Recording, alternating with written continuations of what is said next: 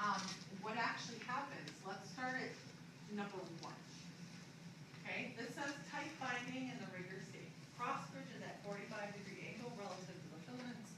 What the heck does that mean? Your myosin head has already performed a power stroke, okay?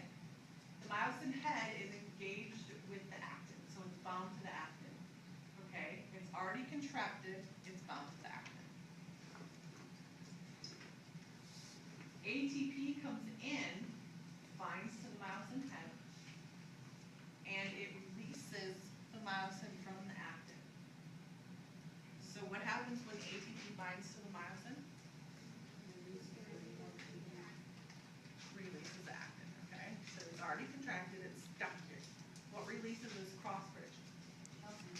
No. ATP. It's stuck. What releases it? ATP. As soon as ATP binds, disengages. Okay? Is that because ATP unbinds as well? Phosphate group. So after the power stroke, ATP unbinds more. Yes. So after the power stroke is finished, ATP leaves, and that allows ATP to bind. Okay? So ATP is bound. What then happens as far as this myosin head is concerned? It gets split, right? So ATP goes, let's say ADP, if I can do this right, ADP and phosphate, right? Okay? So there's my little split that activates the head. Okay? So it's normally ATP, and then it splits it and activates it. Stuck, just finished contracting. What do you need to release this? ATP. ATP binds, releases it. ATP splits into ADP and phosphate. Activates the head. The head will then cross bridge and link up as long as it has an active site of IQ. What causes the contraction or the power stroke? What causes the power stroke? No, calcium reveals the active site. The The phosphate group going on. Okay, so what causes a power stroke is actually, this guy is already cocked and loaded, so it's already taken that energy and put it in the myosin head. It's already activated and ready to power stroke. What causes the power stroke? The phosphate group leaving. So phosphate group leaves, that causes contraction. Yeah, causes contraction. So every step is basically a confirmation change of the protein. Perfect, yeah. Every step is a slight conformational change in those proteins. And the phosphate leaving causes the contraction. Okay? And then ADP leaves, which allows ATP to come in and start this whole process again. Okay, let's walk through it one more time. Stuck. What do you need to release this? ATP.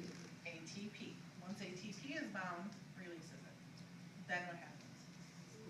And then taking off the phosphate. ATP is split into ADP and phosphate. That activates and cocks the head, excites the head basically. Transfers the energy to the head, whatever you want to call it. Okay?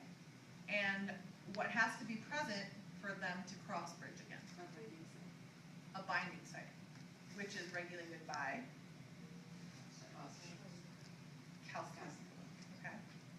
So as long as calcium is present, these guys will bind. They'll cross bridge. What causes this power stroke?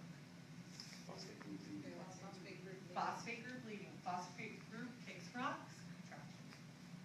And then what leaves? ADP. And then this guy's stuck here. What has to bind?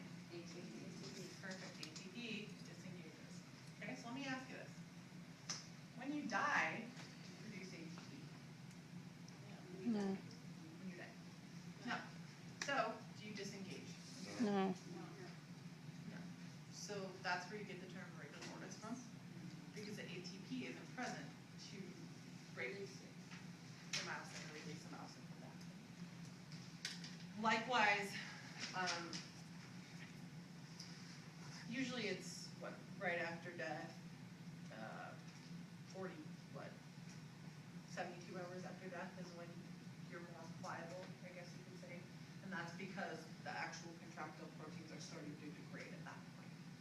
Okay, so rigor mortis is right after death for about the first 3 days. And then the body isn't so rigid because it's already starting to